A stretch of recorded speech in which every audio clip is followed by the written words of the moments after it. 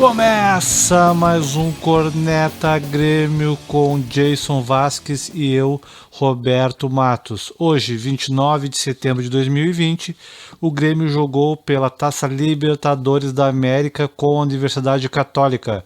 O jogo foi 2-0 para o Grêmio aqui na Arena. Tudo bom, Jason? Tudo bem, Roberto. Tudo bem, tudo bem. Confiante de novo, né? Com as oscilações aí do time, mas deu pra, pelo menos, o importante é classificar, né, cara? Então, demos um grande passo aí. Sem dúvida. Jason, em uma frase, o que tu achou do jogo, Jason?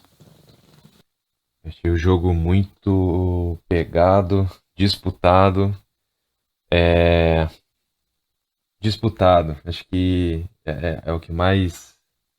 Não é nem uma frase, mas uma palavra, né? Jogo disputado. De- Não, definiu muito bem. Jason, como a gente já tem o costume, vamos falar de blocos, primeiro tempo, depois segundo tempo e depois jogador a jogador. Mas antes deixa eu dar a estatística do Perfeito, jogo e perfeito. aí a gente já emenda, tá? O Grêmio teve 14 chutes, a Católica 8 chutes no gol. Grêmio 6, Católica só 2. A posse de bola foi 32% só para o Grêmio, 68% para a Católica. Passes 280 para o Grêmio, 579 para a Católica, quase o dobro. A precisão do passe foi um pouco pior para o Grêmio, 72 a 87. Faltas 20 do Grêmio, 14 da Católica. Cartões amarelos, 2 para o Grêmio, 3 para a Católica, não teve vermelho, impedimentos 3-3, escanteio 1 para o Grêmio e 8 escanteios para a Católica. Eu já vou emendar aqui, Jason, um resuminho do primeiro tempo e aí já pode falar em cima direto, pode ser? Perfeito. Então tá. A Universidade Católica ela inicia bem melhor o jogo, ela propõe um jogo mesmo estando aqui na arena. O Grêmio teve marcação alta no início, mas não encaixou, estava muito descoordenado, né? Então o Grêmio teve que baixar as linhas porque não estava se acertando e estava tomando muito perigo da Católica. Parecia que a Católica que estava em casa.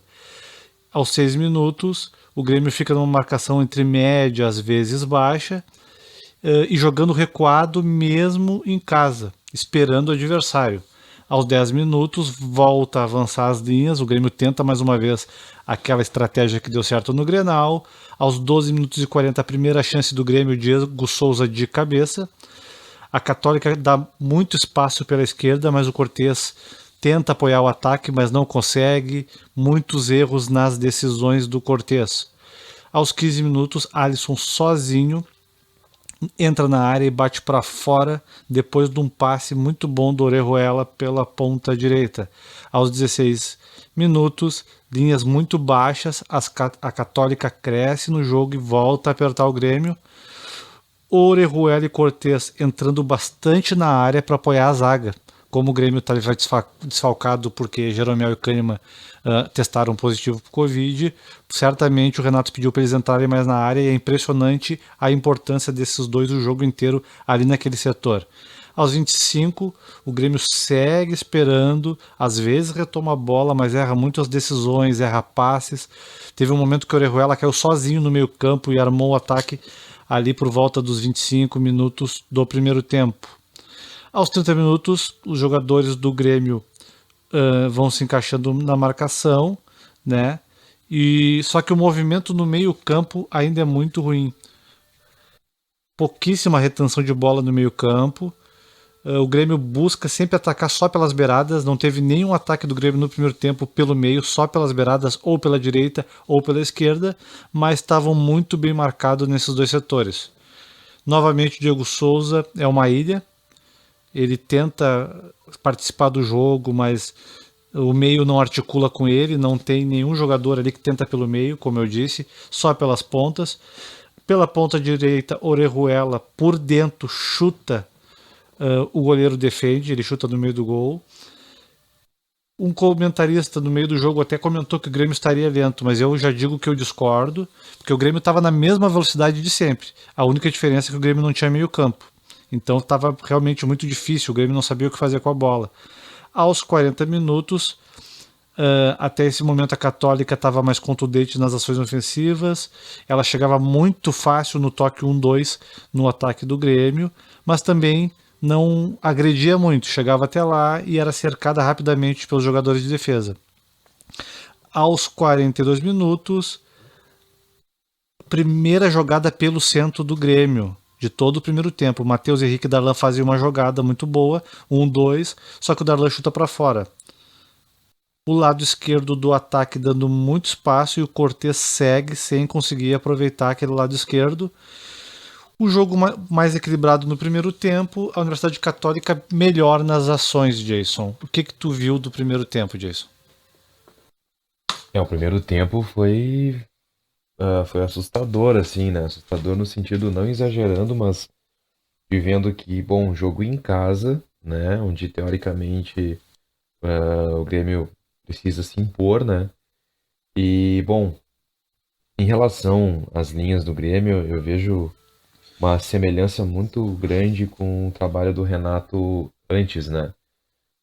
Onde realmente, na época com o time, eu lembro que aquele time tinha Gabriel, que era o lateral direito, que era a válvula de escape ali, e jogava até um pouco mais por dentro, né?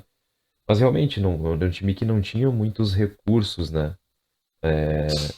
Esse elenco, ele tem mais qualidade que aquele elenco, né? E ainda assim, bom, era uma opção, enfim, o meio-campo com vários volantes, jogando no contra-ataque. E o que a gente percebe é que, bom, que mesmo com jogadores de melhor qualidade, parece que realmente é uma estratégia, né? Então, o Grêmio até tentou jogar em cima, né, com as linhas altas, porém, justamente, aí a gente pode conversar sobre ou especular sobre, bom, a falta de condicionamento físico para poder jogar o tempo inteiro compactado em cima, ou daqui a pouco o entrosamento, porque o time está bem mexido, né? Enfim, são várias hipóteses, né? Várias possibilidades. Mas fato que o Grêmio no primeiro tempo tomou um sufoco, né? Não, sem dúvida. O primeiro tempo foi bem difícil de assistir. Parecia que o destino da partida ia ser outro, porque literalmente o Grêmio parecia que estava jogando fora de casa. Achei até um pouco melhor a atitude se comparado com o primeiro jogo lá com a Católica, mas ainda assim sofrível, porque não encaixava aquela marcação. Acho que o Renato foi muito inteligente, a gente falou isso no último podcast, né? Que ele, na nossa visão, errou em mudar o tipo de marcação contra o Atlético Mineiro e por isso perdeu o jogo e com largo placar. E aí ele volta naquela estratégia muito inteligentemente, mas os jogadores não conseguiram executar da mesma forma, estavam bastante desorganizados, talvez o nervosismo, talvez qualidade maior da Católica na saída de bola em relação ao Inter, mas enfim, foi um jogo assim bastante complicado no primeiro tempo, difícil de ver. E os números não mentem, né? Tanto que mesmo o Grêmio melhorando no segundo tempo, a gente vê os números ali, o Grêmio só com 32% de posse de bola, o Grêmio com metade dos passes da Universidade Católica, parece realmente um jogo que fez um jogo fora de casa. O Grêmio com mais faltas que a Católica, enfim, o Grêmio com um escanteio, a Católica com 8. Se tu olhar os números, tu vai dizer, não, o Grêmio jogou fora, com certeza, né, Jason? Mas não foi o que Sim. aconteceu. Realmente, o primeiro tempo foi terrível, né? E já é uma certa rotina, né? Os clubes vêm aqui, o Grêmio tá com muita dificuldade de jogar em casa e de se impor, né? E por muitas vezes tem saído atrás no placar, o que é pior, né? Aí toma um gol e se desorganiza. Então aí fica o quadro muito pior.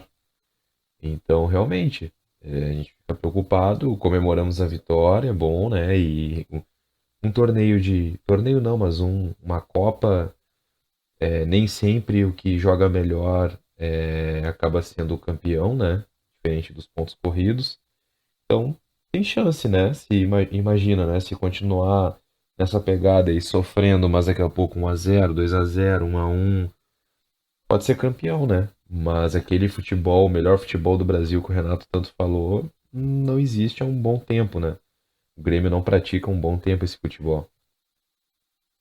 Mais algum destaque do primeiro tempo ou já podemos ir para o segundo? Podemos ir para o segundo tempo. Deixa eu aproveitar uma polêmica que teve lá em São Paulo com o clube, o São Paulo, onde o Diniz, no jogo passado, deu uma declaração que, apesar da derrota, entre aspas, tiveram muitos memes porque ele falou que tinha ganho no segundo tempo. Na verdade, descontextualizaram a informação que ele deu, porque perguntaram para eles o que ele achou dos garotos que entraram no segundo tempo. Ele trocou praticamente todo mundo do time e ele falou: acredito que nesse momento nós ganhamos no segundo tempo. E aí já quiseram dizer que mesmo ele perdendo, ele quis separar os tempos para tentar uma desculpa e não foi nada disso. Mas incrível como hoje serve essa frase para o Grêmio, porque o Grêmio empata merecendo perder o primeiro tempo e ganha no segundo tempo, porque o Grêmio volta muito melhor no segundo tempo, parece outro time. O pessoal realmente foi balançado no intervalo. Já no primeiro minuto, ataque do Grêmio, cruzamento da direita, jogada pelo alto, ela tem uma disputa ali aérea, a bola fica pipocando. O Diego Souza, muito inteligente, dá só uma casquinha para trás com consciência. PP dá um ótimo chute. Ela bate no pé da trave direita e entra 1-0 para o Grêmio, já no primeiro minuto. Após esse gol, o Grêmio espera a Católica e passa a tentar contra-ataques mais velozes que no primeiro tempo. Muito mais velozes. Aos 5 minutos, o David Braz dá um susto, ele sente, e o Grêmio fica por uns tempos com um a menos. Aos 7 minutos, excelente transição, uma articulação entre PP e Diogo Souza com muita velocidade pelo meio, jogada que quase não aconteceu no primeiro tempo, acho que aconteceu uma vez só no primeiro tempo. Eles fazem uma tabelinha, o PP recebe a bola mais à frente e bate por cima, nessa transição muito rápida. Aos 8 minutos, uma jogada que deveria ser corriqueira, mas eu destaco aqui porque foi uma coisa que a gente tem visto pouco e criticado, e finalmente o Vanderlei conserta. Aos 8 minutos, um escanteio, o Vanderlei sai fora da pequena área, muito bem no escanteio, e tira a bola. Isso é uma coisa legal, ele está vendo as críticas e está evoluindo, porque ele ficava plantado nos outros jogos, que deu muita dificuldade para o Grêmio. Aos 12 minutos, o Rodrigues, com muita velocidade, aproveita esse corredor que os dois times deixaram pelo meio e puxa sozinho o contra-ataque, numa velocidade de ponta. Ele corre muito com a bola, uns 40 metros, quando chega na intermediária de ataque ele passa o PP rapidamente devolve, o Rodrigues chuta a bola, mas infelizmente ela vai para cima, ele não aproveita. Aos 15 minutos, o Grêmio com as linhas muito baixas, ele espera a Católica e tenta continuar saindo em velocidade. Nas jogadas pelo alto e pelas bolas paradas, Orejuela aparece como terceiro zagueiro, constantemente tirando de cabeça. Às vezes também numa cobertura mais rasteira, o Cortez aparecendo muito também, destacando aquela que eu acho que foi uma das orientações do Renato, uma vez que não tinha os zagueiros titulares. Aos 19, Rodrigues volta a subir pelo meio e inicia a jogada muito rápido, parecia um ponta, mas pelo meio novamente. Na sequência dessa excelente jogada, Alisson dá uma meia-lua e cruza. Daí dessa vez o Rodrigues não deixa passar e faz o gol, 2-0 para o Grêmio. Aos 21 o Tassiano entra no lugar do Robinho. Aos 25 excelente jogada na ponta esquerda, cruzamento, mas Tassiano sozinho na área, chuta mal, no meio do gol e o goleiro agarra com facilidade. A partir daí o Grêmio volta a ter as linhas muito baixas e só tenta contra-ataque. Aos 35 minutos do segundo tempo, Rodrigues sai para a entrada de Juan e Ferreira entra no lugar do PP. Dos 35 aos 42 minutos, mais ou menos 41, o jogo fica muito picado. Fica muito ruim de ver, nenhuma das equipes tem quase nenhuma chance. Só aos 41, uma boa transição muito rápida do PP, mas ele perde na ponta esquerda e o jogo volta a ficar moroso. 43, Ferreira perde na passada uma transição que ele podia sair na cara do gol, mas ele perde a passada ali e não consegue recuperar a bola e perde o ataque. Alisson sai nessa altura do jogo para a entrada do Lucas e Diego Souza sai para a entrada de Luiz Fernando.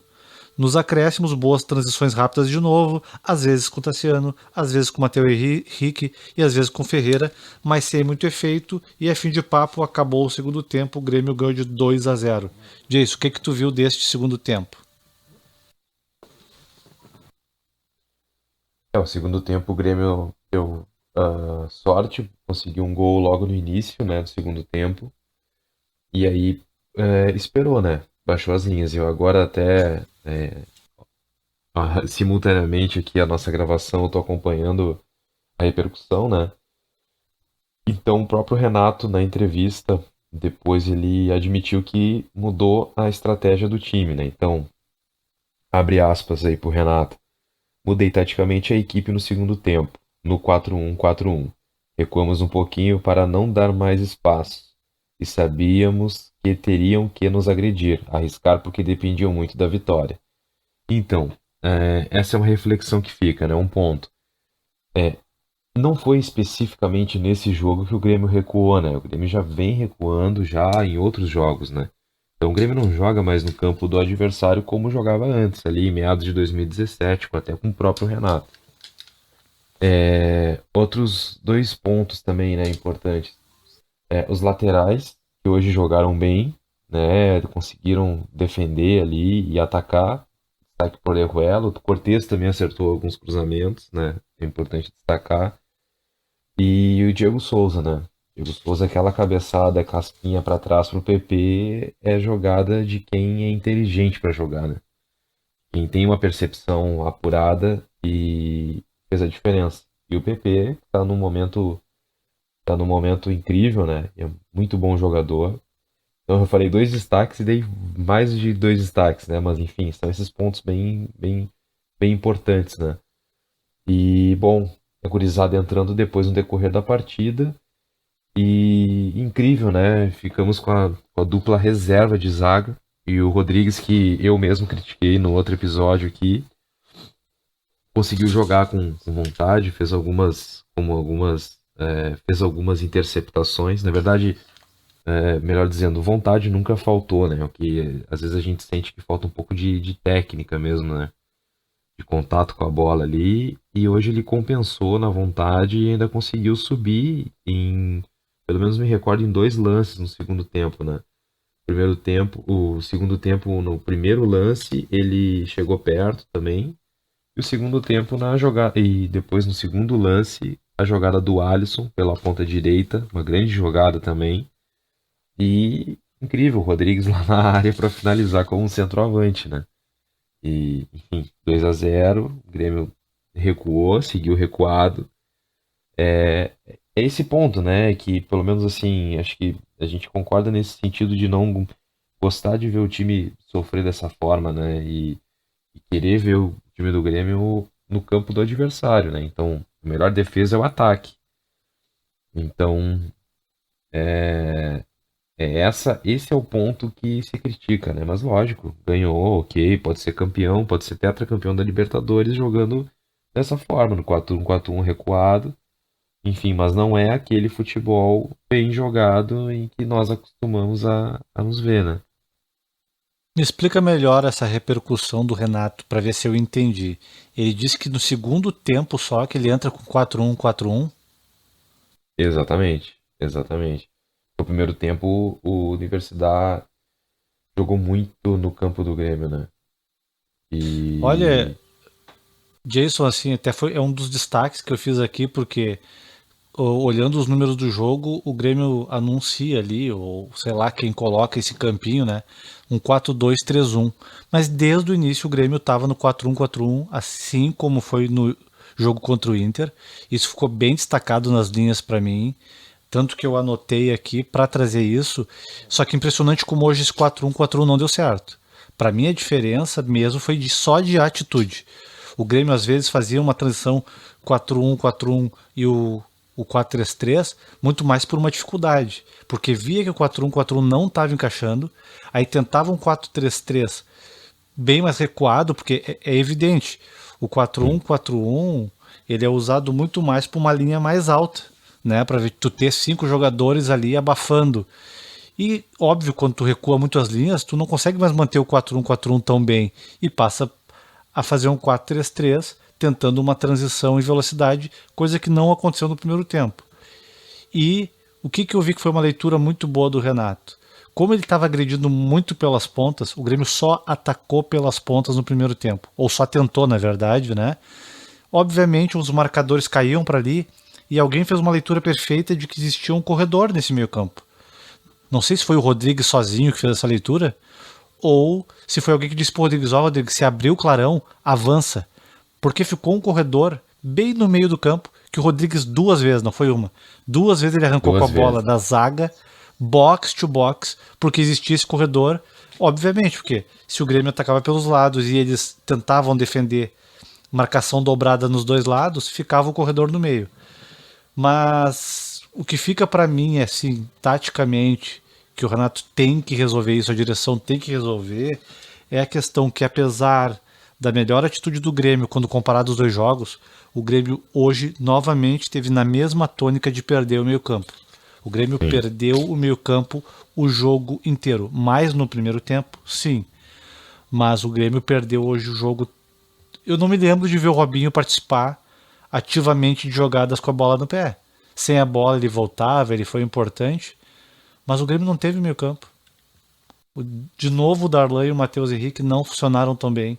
De novo não tivemos um meia centralizado, né? Fato é que nesse 4-1-4-1 tu tem dois meias praticamente centralizados para sair com a bola e o Grêmio só atacava pelas pontas.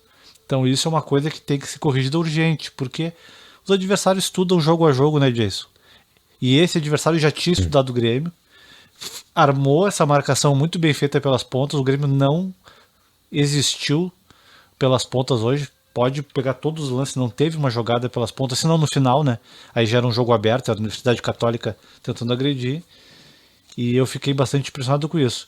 Mas o que tu achou desses números e do fato do Grêmio realmente parecia que o Grêmio estava jogando pelo 0-0? E se ganhasse tudo bem, porque o 0-0 servia pro Grêmio. Mas o Grêmio em casa, tu acha que isso é uma atitude esperada, mesmo com a vantagem na tabela com 0-0 jogando em casa, esperar o adversário é uma atitude aceitável? É, aceitável não é, né? E pelo discurso do Renato, depois do jogo, a ideia era pressionar no primeiro tempo. Entretanto, a Universidade Católica, um time bem treinado, né, e bem entrosado, conseguiu envolver o Grêmio. Então aí as linhas do Grêmio espaçadas, né, com bastante espaço entre as linhas. Então a melhor opção realmente foi recuar, né? Foi recuar completamente, porque justamente ele perdeu meio campo e foi importante mudar a estratégia, né? Agora, o que fica é essa dúvida, né? Concordo contigo em relação ao meio-campo, é o grande problema do Grêmio, né? Eu até acho que o Renato poderia testar ali o Jean-Pierre de volante, insisto nessa ideia aí. Até vi hoje um pouco mais de repercussão nesse sentido, né? Em outros jornalistas esportivos, alguns jornalistas que cobrem o Grêmio aí, também lançando essa bola para a torcida aí, e parte da torcida também já questionando. Eu acho que no mínimo tem que testar, né? No mínimo tem que testar, dar uma sequência para ver se vai dar certo ou não. Porque eu vejo o Darlan um bom jogador, mas ele ainda erra muitos passes, passes seguros, né? Passes curtos, ele se equivoca nas decisões, né? E, e complica, né? No meio campo tu errar um passe, dá contra-ataque, né? Não tem jeito. Eu acho que pelo menos tentar o Jean-Pierre ali de volante, acho que seria interessante. O Grêmio realmente, o meio campo é um problema, né? O Robinho abaixo fisicamente, é o que parece, embora não falte vontade, né? E, bom, o Matheus Henrique passe pro lado ou para trás, né? Às vezes avançando, mas dificilmente o Matheus Henrique pega a bola e parte para cima. Até concordo que em alguns momentos é importante pisar na bola, girar, né? Fazer o jogo rodar, tocar para trás, mas em alguns momentos também é importante avançar, né? É, tem que progredir, não tem jeito. Então, só jogar para trás parece que a prioridade do Matheus Henrique é dar o passe para trás e pro lado, e não progredir, né? Isso que ele é um meia-direita de origem, né? Na base ele jogava até mais avançado, depois ele veio para volante. Então, é difícil, né? O meio-campo ali realmente é um setor aí que, de repente, algum reforço ou treinamento para tentar aprimorar um pouco mais essa movimentação, mas é um grande problema. É tanto que, voltando nos resumos que eu acabei de fazer, tanto do primeiro como do segundo, e nos resumos eu busco muito mais fazer sobre as ações ofensivas, de quando o Grêmio está com a bola no pé. Eu não tenho nada anotado sobre o Darlan, nada anotado sobre o Matheus e nada anotado sobre o Robinho. Eles não participaram do jogo, principalmente no primeiro tempo. Eles participaram sim taticamente, sem a bola, se posicionando, cercando, mas eles não fizeram nenhuma jogada pelo meio. E isso ficou muito claro. Como inclusive o Renato tem feito estratégias pelas pontas, porque já não confia mais nessa articulação pelo meio. O que traz um problema que eu acho que a gente vai discutir agora melhor no jogador a jogador. Pode ser, Jason? Vamos. Deixa eu dar o campinho aqui. O Grêmio entrou com o Vanderlei, Orejuela, o Rodrigues e o David Braz, o Cortez, o Darlan e o Matheus Henrique, o Alisson, Robinho e o PP e o Diego Souza. No decorrer da partida entraram o Tassiano, o Ferreirinha, o Luiz Fernando e o Lucas Araújo e também o Juan, que entrou no lugar do Rodrigues, que já no final do jogo estava exausto. Jason, jogador a jogador. Tá, deixa eu te começar. Vanderlei. Ainda inseguro. Ainda inseguro. Fez algumas defesas ali, mas não sei. Um goleiro que ainda não transfere essa confiança, né? O Vanderlei eu achei ele não foi tão testado assim, com uma bola tão difícil. Sim. Tá começando a querer reagir, mas realmente fica difícil até da gente saber o que esperar do Vanderlei para as próximas partidas, né? É, Orejuela. ela muito bem. Hoje foi um dos destaques, né? Apoia muito bem, conseguiu chutar gol. É importante, né? Então, oscilou um pouquinho aí no desempenho em alguns jogos, mas ele tem mostrado que entre ele e Vitor Ferraz, ele é o titular. Não, eu volto a dizer que dos destaques para mim, se tiver que dar um destaque da partida, apesar dos gols do PP, muito importante, e da jogada sensacional do nosso zagueiro que fez o gol, que arranca sozinho, né? Em duas jogadas o Rodrigues foi muito bem. Para mim os destaques hoje, taticamente, tecnicamente, foram Orejuela e Cortez, porque eles supriram essa necessidade, porque a gente estava com dois zagueiros reservas, e o Renato sente isso, o Libertadores é diferente. Era impressionante como o Grêmio, quando estava sem a bola, ele estava com quatro zagueiros, principalmente jogadas pelo lado, cruzamentos, sempre tinha um dos dois para cortar de cabeça e sempre os dois apoiando o ataque. Claro que a gente sabe que o Cortez é limitado do meio para frente, com a bola no pé, não conseguiu aproveitar um espaço grande que tinha na esquerda, mas ele tentou. E o Orejuela do meio para frente a gente sabe que é muito bom, né? E já destaco uma discussão que eu tive essa semana, que muitos falam que os titulares são o Diogo Barbosa e o Orejuela. Mas conhecendo o Renato, eu já afirmo aqui, quero a tua opinião depois de a gente fazer esse 1 a 1, para mim vai ser sempre Orejuela e Cortez e Diogo Barbosa e Vitor Ferraz. Essas são as duplas que ele vai formar. Ele não vai botar dois laterais ofensivos e não vai botar Ofensivos. dois defensivos. Ele vai sempre balancear mais ou menos desse jeito. Jason, vamos para a zaga, vamos Orejuela. O que tu achou do Rodrigues? O Rodrigues hoje calou minha boca aí, porque no último jogo eu realmente critiquei. Mas é isso, ainda mantenho minha opinião em relação à qualidade técnica. Não vejo uma grande qualidade técnica nele, mas vejo muita vontade, muita garra, né? Ele compensa na vontade realmente, não falta suor ali, ele se dedica e foi muito feliz, né? Não sei quem fez essa leitura de ver esse corredor no meio, né? Então, mas ele foi inteligente o suficiente para aproveitar. Isso tem que ser destacado. E muito rápido. Já falei do dele, então vou passar para David Braz. David Braz, bom, David Braz foi regular, né? Vejo que ele foi regular. Também, de novo, uma atuação meio apagada dele. Importante em alguns momentos, mas nada muito especial. O Cortez. O Cortez foi melhor que nos últimos jogos, né? Ele tentou, né? Teve espaço para atacar, ele realmente consegue defender em alguns momentos ali bem. Acertou, pelo menos eu me recordo de um cruzamento certo, né? Uma cabeçada do Diego Souza que ele estava impedido. E foi melhor, foi melhor. Mas dentro, né, das Darlan, possibilidades do Cortez. O Darlan ainda abaixo. Ainda precisa mostrar futebol para ser titular do profissional do Grêmio. Matheus Henrique. Matheus Henrique abaixo, também abaixo do que pode apresentar. Precisa atuar um pouco mais, ser um pouco mais ofensivo, né? Alisson.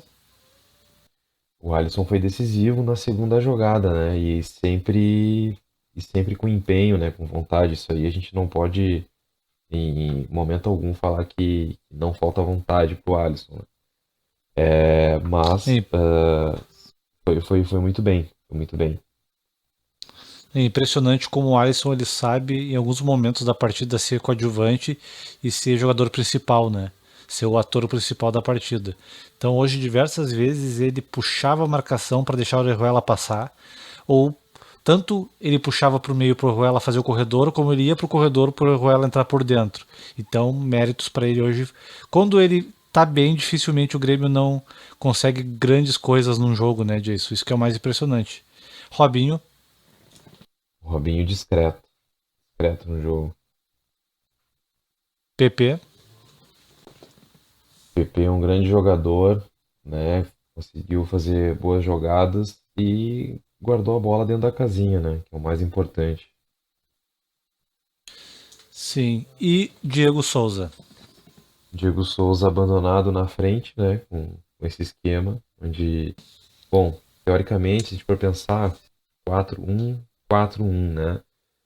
Então são quatro jogadores atrás do centroavante, onde em tese tem um volante que ficaria um pouco mais fixado ali, né? Para defender, à frente da linha de defesa. Então teria possibilidades de uma aproximação, né?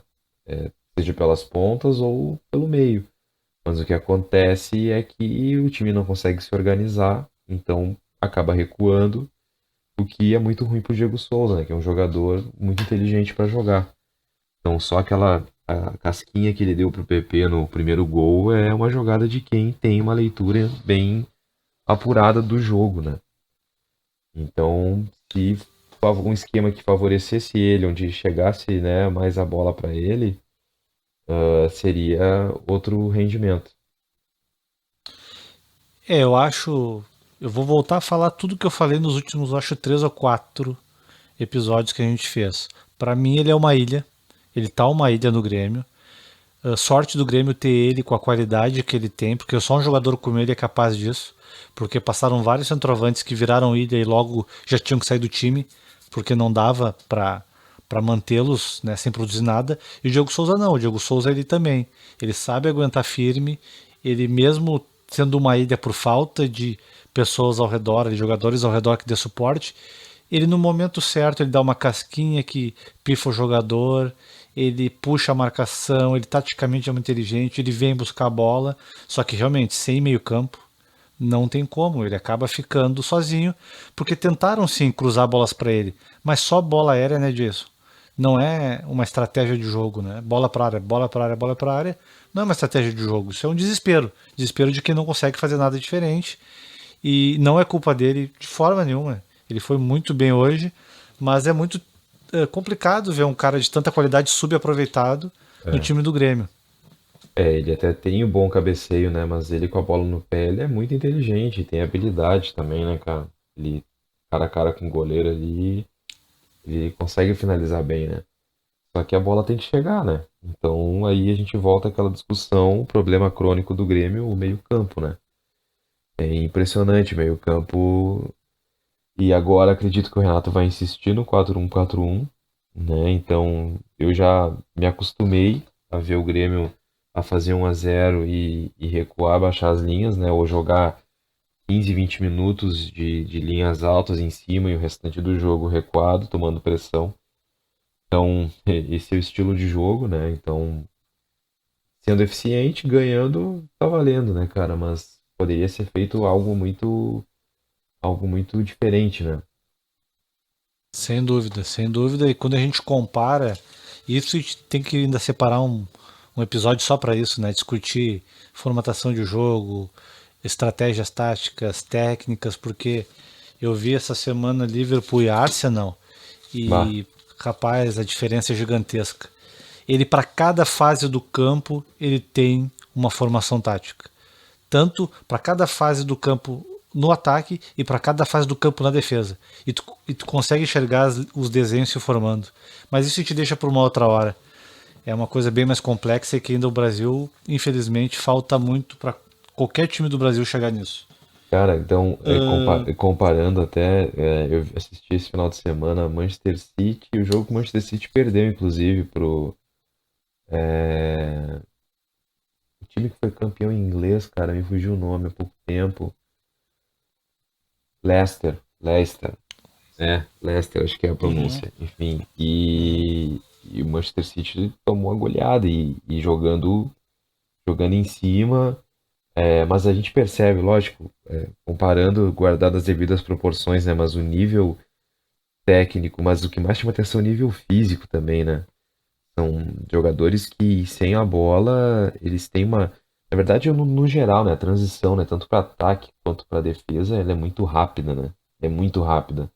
E é essa velocidade que por vezes falta aqui, né? Então, tu acabou de me dar um gancho para uma pergunta que eu tinha reservado aqui. Eu me lembro que lá no primeiro jogo a gente muito discutiu essa questão de não, o Grêmio vai estar com facilidade nesse jogo contra a Católica, porque a Católica começou em função da pandemia atrasado, né? E hoje eu tô com um jogo que eu tenho 4 substituições do Grêmio, que eu tenho muito pouco para falar dos jogadores que entraram, mas vou te perguntar igual, porque eles entraram e o jogador tem que saber sobre eles também. Só que a Católica que veio depois, que deveria estar mal, não fez nenhuma alteração o jogo inteiro e correu o jogo inteiro. Isso é um sinal de alerta também, mas a gente conversa de repente depois que terminar essa questão do jogador a jogador. Para Certo. finalizar, Lucas Araújo. Ele tem. Entrou discreto, né? Conseguiu ali correr um pouquinho, mas ainda falta a gente ver um pouco mais esse jogador, né? Se fala muito bem na base, se fala que ele é um bom marcador, e mas eu vejo que tem outros jogadores ali, o Vitor Bobson, por exemplo, a gente queria ver jogar, né? Eu pelo menos queria ver ele jogar pelo menos algum jogo do Brasileirão aí, já que o Brasileirão não é a prioridade, né? Seria interessante de ver também, né? Então não é só um volante de marcador, mas um volante que sai pro jogo. E o Juan? O Juan é um bom zagueiro, vi alguns jogos do Juan na Copa São Paulo, né? Me parece um bom zagueiro, até me parece com mais potencial e mais condições técnicas que o próprio Rodrigues, né? Então, enfim, é um bom zagueiro, é um bom nome para estar aí no grupo, jogando. Interessante. E o Luiz Fernando? Será que com uma maracujina ele dá uma sentada e consegue jogar melhor? Ele é muito pilhado, né? Ele entra muito pilhado, é impressionante, cara. Olha, cara, a vontade não falta, assim, mas é. Eu não sei até porque ele não é tão jovem assim, né? Ele é jovem, mas não é tão garoto assim, né? E É, mas hoje? é importante chegar nele e conversar um pouco, né? Acho que aí tá o papel do técnico também, né? E hoje, o que tu achou dele? Discreto também? Eu achei que ele foi discreto, achei que ele pode render muito mais. Já mostrou que tem bola pra mais. E o Ferreira?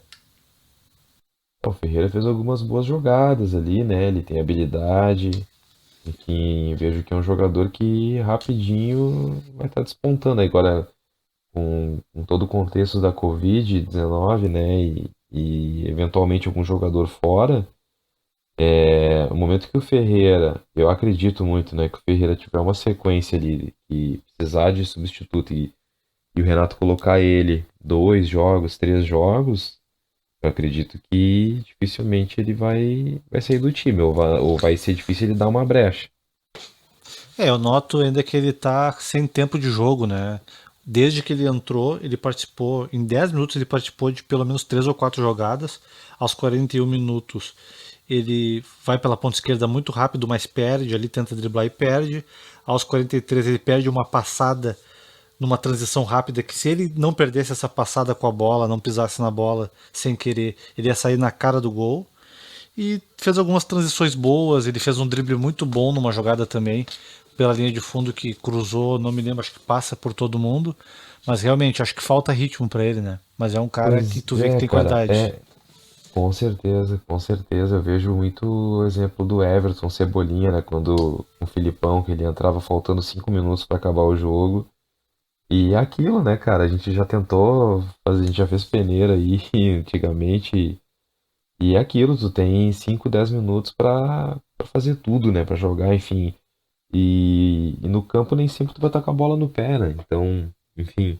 E é aquela situação de querer fazer tudo ao mesmo tempo, acaba se afobando e errando algumas jogadas, né? É bem semelhante ao início do Everton, né? Impressionante.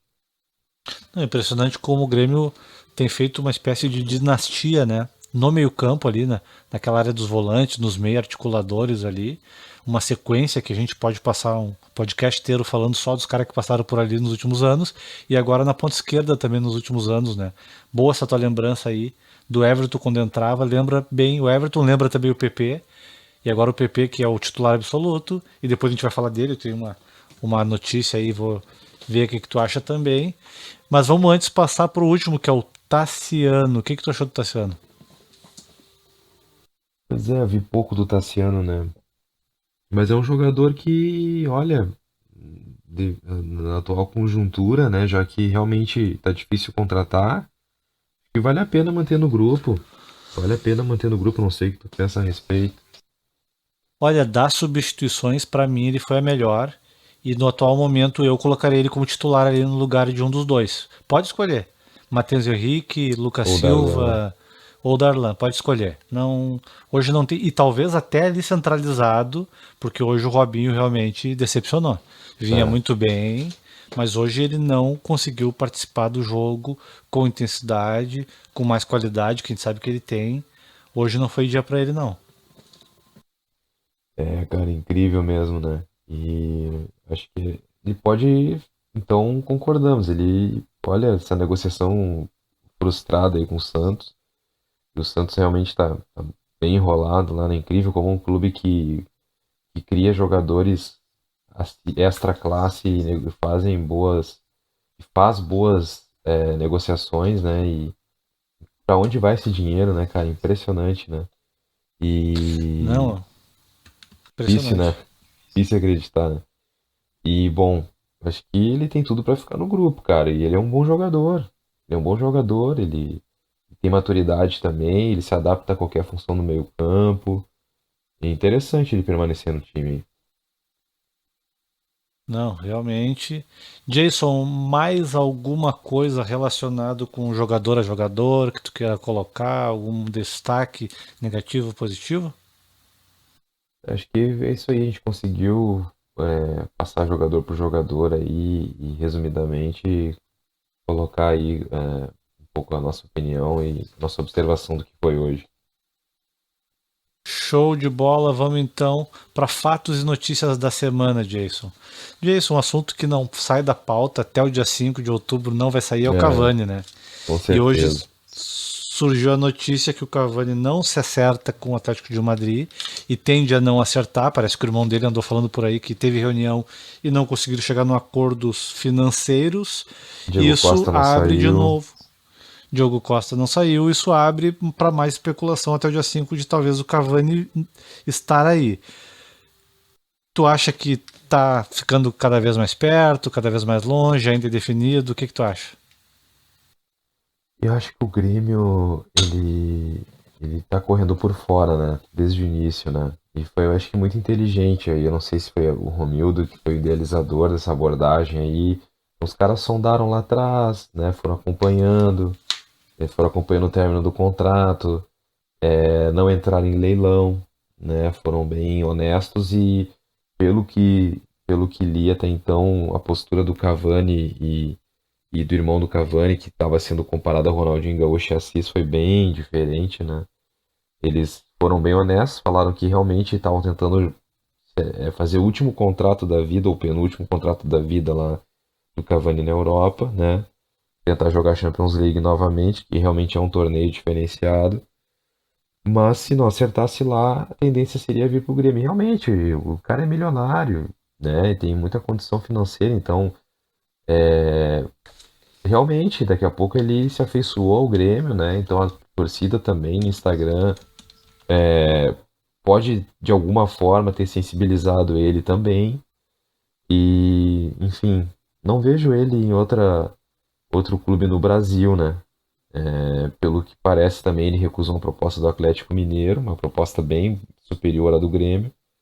Mas eu vejo o Grêmio correndo por fora e eu tô acreditando até o dia 5 de outubro, cara. Eu tô até o dia 5 de outubro, tô levando fé. Tô levando fé e acho que é isso aí. O Grêmio tá num compasso de espera importante. Tanto que vejo que a confiança pode ser grande, tanto que o Romildo e imprensa e dirigentes não se especulou outro centroavante, né? Né, outro camisa 9 que chegaria para ser titular. Então, no fundo, Não, eu é isso que acredito eu... que tem uma certa confiança de. Mas aí temos novidade sim, porque de novo, hoje voltou a se falar em plano B. Ao mesmo tempo que aumenta as expectativas sobre o Cavani, uma vez que ele não acerta com o Atlético de De Madrid, Madrid. volta a se falar no plano B, que é o Stuani, que também é um jogador uruguaio. Até vou te dar aqui o card dele aqui, os dados dele, para ver o que tu acha, né? Ele é um jogador uruguaio, ele costuma ficar na reserva do Soares e do Cavani ali. Ele tá com 33 anos, tem 1,84 m. Ele tá hoje na Itália, no Girona, e o valor hoje dele estimado é 4 milhões de euros, mas já chegou a ser negociado por 10 milhões em 2018. O Stuani em 2019 ele fez 22 gols em 39 jogos em 2019 e nessa temporada já marcou 31 gols em 43 jogos. Então são médias bem expressivas. O que tu acha? É um bom plano B? São bons números, né? É um bom plano B. É um bom plano B. E é um grande jogador. Só que aí que tá. O questionamento que fica é, bom, traz o Stuani ou traz o Cavani e vai ficar ilhado lá na frente, como o Diego Souza, né? Com o mesmo meio-campo, que não consegue ficar com a bola no pé, que daqui a pouco não tá na formação ideal. É importante pensar nisso também, né? Não adianta nada trazer um jogador de seleção uruguaia, né? Um artilheiro e a bola não vai chegar para ficar dando bote lá na frente. Também isso é complicado, né? Mas qualquer um dos dois nomes que vier realmente seria incrível, né? Ah, com certeza. E que bom ver o Grêmio pensando um pouco fora da caixa, né? E que pense fora da caixa ali. A gente vai voltar. Eu vou ficar martelando aqui. Tem que trazer urgentemente alguém na meia centralizado. É urgente essa contratação. O Grêmio não vai conseguir ir muito adiante enquanto não tiver alguém ali para jogar.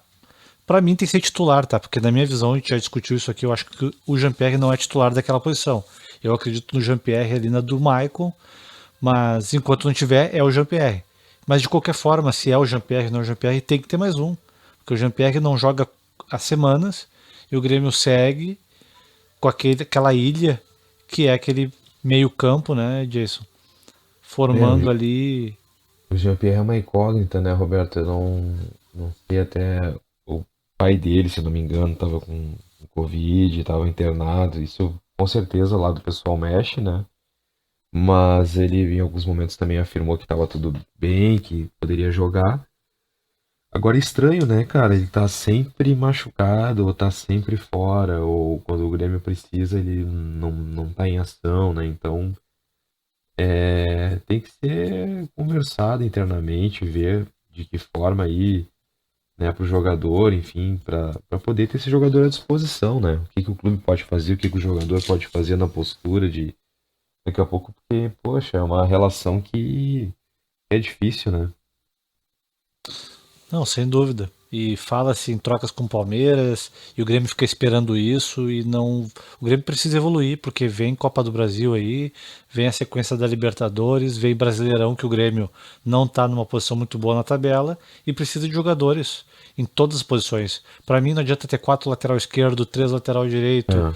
5 zagueiros e não ter ali no meio campo, né, Disso, que é a criação.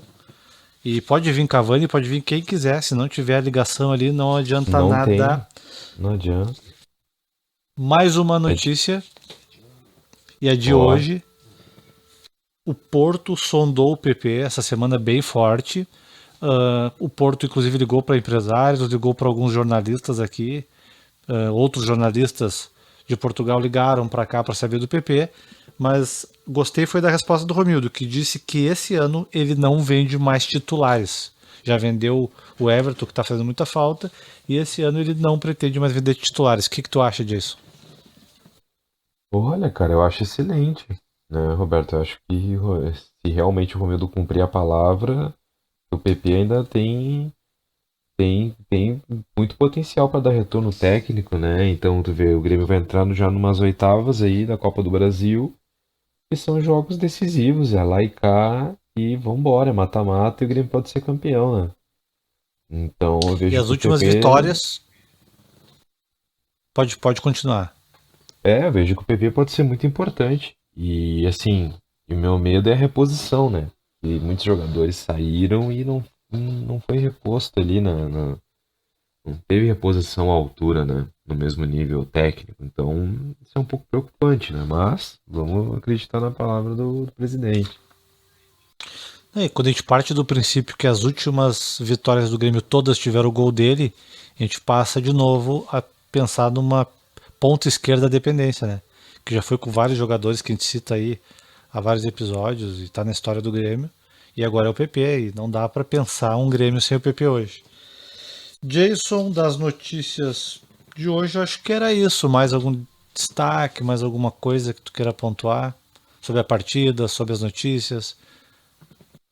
Roberto, acho que foi bem pontuado. Em relação às notícias, a gente vai seguir acompanhando, né? Até o dia 5 de outubro, acho que não é uma questão de ilusão, mas é uma possibilidade mesmo, né?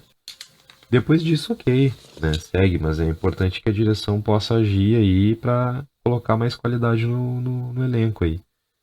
E seguimos Sem dúvida. acompanhando.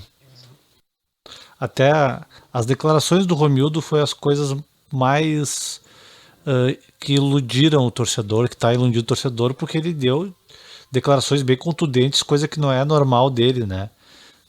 Colocar assim tão na vitrine um jogador com uma possibilidade tão eminente caso ele não acerte com a Europa. Então, Pois é, né, cara? Até eu vejo assim a imprensa distorcer muito, né? E assim, lógico, isso dá clique, né, cara? Isso é, enfim. Mas naquela declaração dele no dia do aniversário do Romildo, ele foi bem honesto. Ele falou que realmente é um jogador extra classe, é muito caro, é padrão europeu, que o Grêmio não tem condições de concorrer com o mercado europeu. Mas que se o jogador, né, quiser mudar o estilo de vida ou realmente fazer uma opção, né, de vir morar perto do Uruguai, de, enfim, jogar num grande clube, jogar uma Libertadores, um time que tem tradição na Libertadores, e é uma possibilidade, né? Então, realmente, ele não disse no momento que, ó, o Cavani desembarca amanhã. Não, existe a possibilidade, mas é apenas uma possibilidade, né? claro, sem dúvida. É que a torcida nessa hora se agarra a tudo. E realmente eu sou obrigado a concordar com os mais entusiastas que o Romildo, comparado a Romildo, ele foi muito mais ousado nas declarações. Ainda não se comprometeu, obviamente, não falou nada que desse a entender a certeza da vinda, mas se a gente pegar as declarações do Romildo, que são sempre muito negativas, e depois vem o jogador, dessa vez ele chegou a dar uma Sim. esperança, né? Comparado a ele, parece que é uma caixa de som até, né, disso. Pois é, cara, acho que na verdade até foi uma euforia da parte dele ali, quando ele viu a possibilidade, realmente a torcida chegou firme no Instagram, nas redes sociais do Cavani, e o jogador pode ter se sensibilizado, né? E como o Grêmio tá acompanhando, tá em contato, provavelmente o irmão dele deve ter passado algo nesse sentido. E aí, lógico, euforia, né? Imagina, jogadoraço, né? E, e se realmente firmasse essa contratação, seria incrível. Então, o Romildo já na esperança, como um bom gremista ali, e também pelo aniversário do clube, e teve uma reunião nesse dia do aniversário do clube, né? Se eu não me engano, acho que, não sei se de repente não teve um contato ali, ele ficou na euforia, né, cara? Sentiu eufórico e acabou falando um pouquinho mais. Sem dúvida. E para finalizar, deixa eu resgatar um comentário teu que eu aproveitei o gancho ali, a gente estava no meio do jogador e te deixou para agora, que é a questão da preparação física do Grêmio.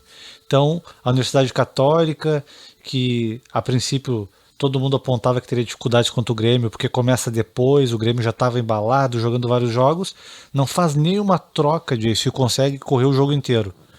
O que tu acha disso? Como é que está o Grêmio nessa questão da preparação física? Em relação à preparação física, é difícil, eu não sei o que se passa no dia a dia, qual é o planejamento, se o atual preparador físico, se ele monta alguma espécie de periodização, algum tipo de planejamento, se tem planejamento diferenciado, individualizado para jogadores, mas o fato é que o Grêmio está correndo menos, né? Ou se de repente daqui a pouco está correndo a mesma quantidade, porém errado, né? Aí é um outro ponto também. Então, mas a preparação física, assim, olhando, é uma hipótese, assim, né? De que não é a mesma que a anterior e o mesmo nível, né, que a anterior. E a gente fica com a pulga atrás da orelha, com certeza. Não sei o que tu pensa a respeito aí. Eu te confesso que eu nunca pensei que eu ia ter saudade dos tempos que eu olhava pro Grêmio e dizia é problema físico, ou olhava pro Grêmio é problema técnico, e ou olhava pro Grêmio é problema tático. É tanto problema que a gente vê no Grêmio que a gente não sabe já a origem. Eu já não sei se é só físico ou se é físico também, se é tático ou se não é tático, ou se é técnico, não é técnico, ou se tem um pouquinho de cada coisa, ou se tem duas dessas três coisas, eu não sei. Hoje, por exemplo, eu vi um time muito desorganizado no primeiro tempo, correndo errado, como tu mesmo falou. A gente não sabe se é falta de intensidade, falta de preparo, se é falta de orientação, enfim. Tá num momento que é difícil de analisar. Mas tem conseguido ganhar na força da camisa, na força de um trabalho de 4, 5 temporadas. E que siga assim, né, Jason? E aí, Jason, vencemos todas as pautas hoje? Vencemos, vencemos e seguimos aí observando, né? Observando, torcendo, cornetando, é importante. É verdade. Brigadão, Jason. Então, quem ouviu a gente aí, pode mandar mensagem pra gente, concordou, não concordou, é cornetagrêmio@gmail.com, cornetagrêmio@gmail.com. Jason, grande abraço. Até a próxima. Perfeito. Valeu, Roberto. Grande abraço. Até a próxima.